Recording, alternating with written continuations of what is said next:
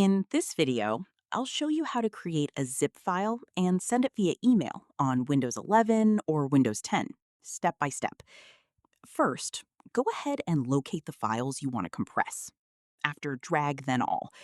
Select all the files and then right click, and then click on Compress to Zip File.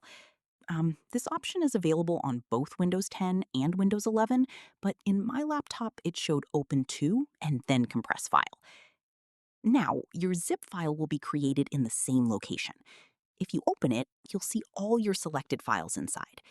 You can also check the file size by right-clicking, and then you will see the option like Properties. Selecting Properties, and then click on the OK. This helps when sending large files via email. Next, open your email service, like Gmail, and click on then Compose a new email. Enter the recipient's email address, add a subject, and write your message. Then, click on the Attach Files icon. You will see the option Desktop. Click on that and select your zip file, and click on the Open.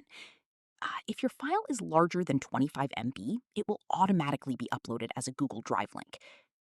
Once uploaded, you may need to adjust the file permissions, like allowing the recipient to view or edit the file. After that, just click Send.